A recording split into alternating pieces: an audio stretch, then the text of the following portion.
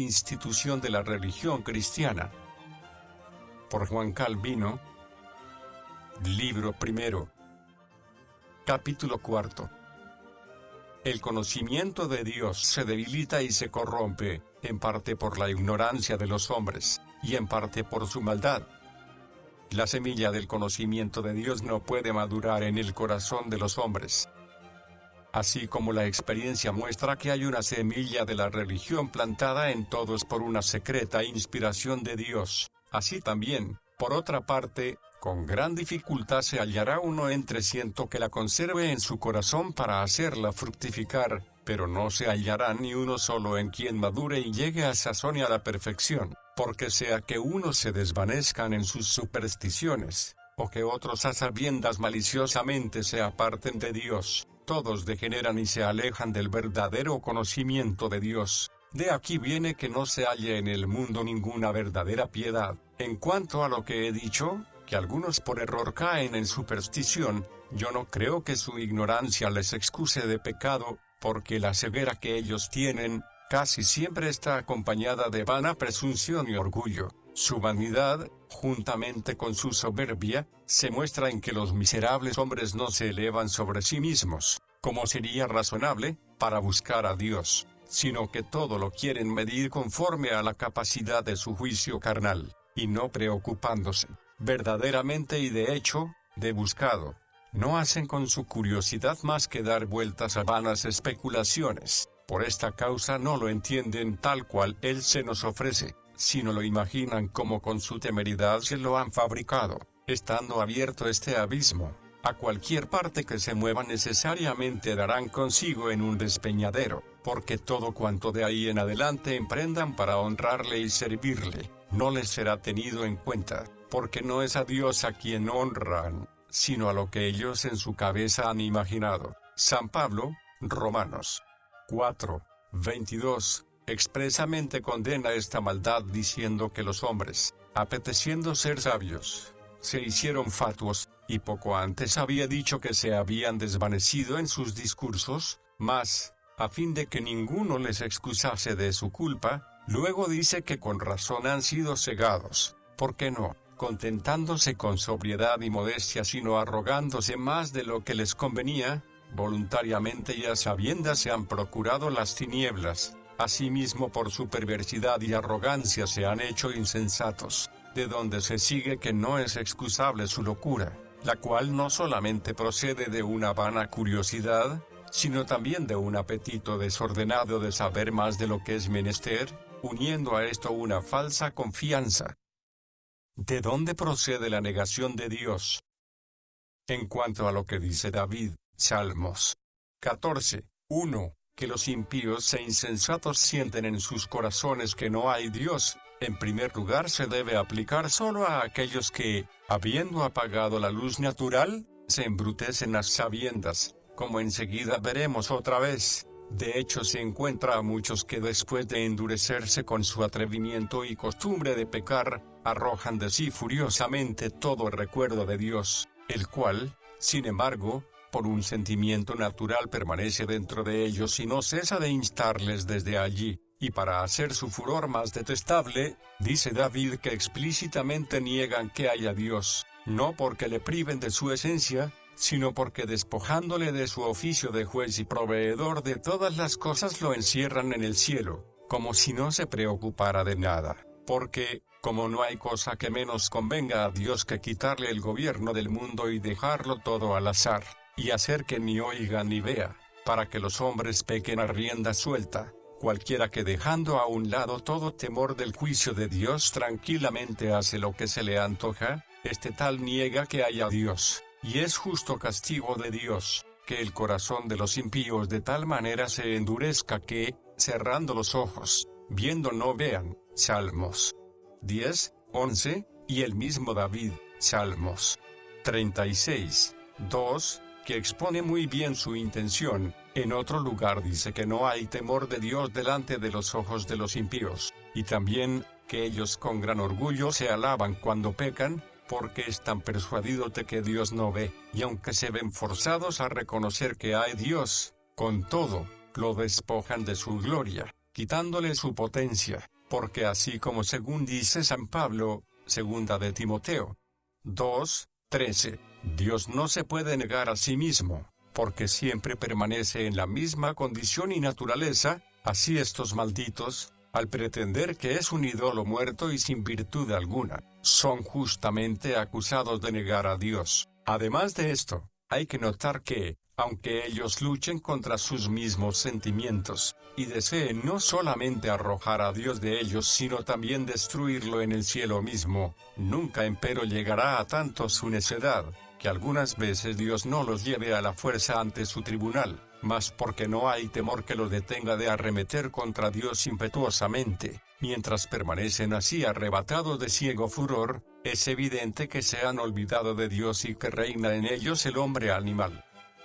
El verdadero servicio de Dios es cumplir su voluntad.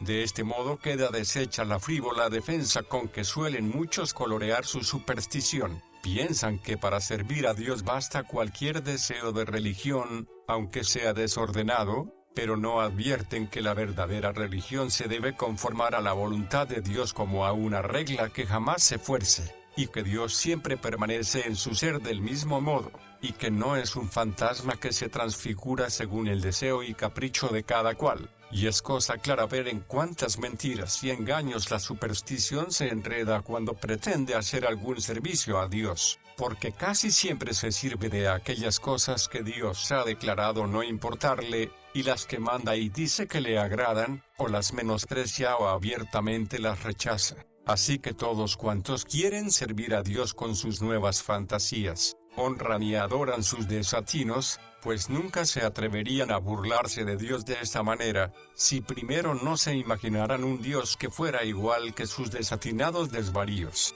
Por lo cual el apóstol dice que aquel vago e incierto concepto de la divinidad es pura ignorancia de Dios. Gálatas 4:8. Cuando vosotros, dice, no conocíais a Dios, servíais a aquellos que por naturaleza no eran Dios. Y en otro lugar, Efesios 2:12, dice que los efesios habían estado sin Dios todo el tiempo que estuvieron lejos del verdadero conocimiento de Dios. Y respecto a esto poco importa admitir un Dios o muchos, pues siempre se apartan y alejan del verdadero Dios, dejado el cual, no queda más que un ídolo abominable. No queda, pues, sino que, con lactancio, concluyamos que no hay verdadera religión si no va acompañada de la verdad. El temor de Dios ha de ser voluntario y no servil. Hay también otro mal, y es que los hombres no hacen gran caso de Dios si no se ven forzados a ello, ni se acercan a Él más que a la fuerza, y ni aun entonces le temen con temor voluntario, nacido de reverencia a su divina majestad, sino solamente con el temor servil y forzado que el juicio de Dios, aunque les pese, causa en ellos, al cual temen porque de ninguna manera pueden escapar del mismo, y no solamente lo temen, sino que hasta lo abominan y detestan, por lo cual lo que dice Estacio, poeta pagano, le va muy bien a la impiedad, a saber, que el temor fue el primero que hizo dioses en el mundo. Los que aborrecen la justicia de Dios, querrían sobremanera que el tribunal de Dios, levantado para castigar sus maldades, fuese destruido. Llevados por este deseo luchan contra Dios, que no puede ser privado de su trono de juez. No obstante temen, porque comprenden que su irresistible potencia está para caer sobre ellos,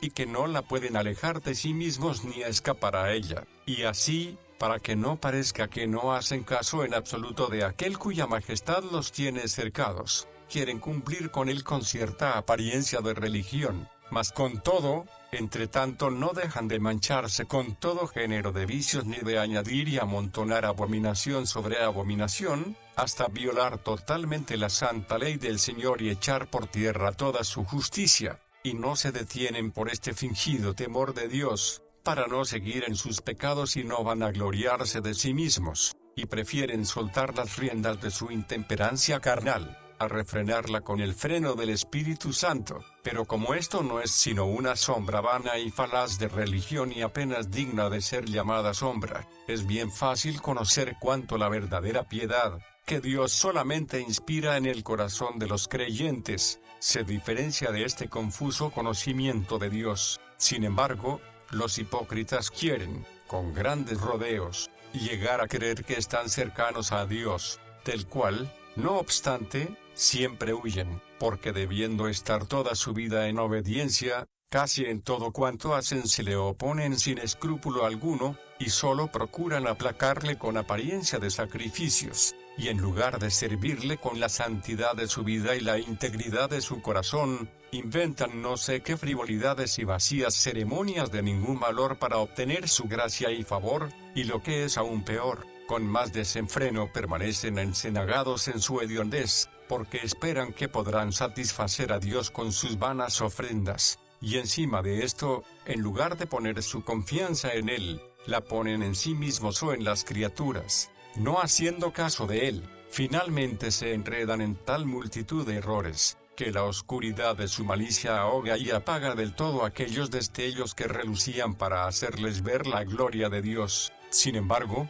queda esta semilla, que de ninguna manera puede ser arrancada de raíz, a saber, que hay un Dios, pero está tan corrompida, que no puede producir más que frutos malísimos. Mas aún así, se demuestra lo que al presente pretendo probar, que naturalmente hay impreso en el corazón de los hombres un cierto sentimiento de la divinidad, puesto que la necesidad impulsa aún a los más abominables a confesarla, mientras todo les sucede a su gusto. Se glorían de burlarse de Dios y se ufanan de sus discursos para rebajar su potencia, mas si alguna desgracia cae sobre dos, les fuerza a buscar a Dios y les dicta y hace decir oraciones sin fuerza ni valor, por lo cual se ve claramente que no desconocen del todo a Dios, sino que lo que debía haberse manifestado antes, ha quedado encubierto por su malicia y rebeldía.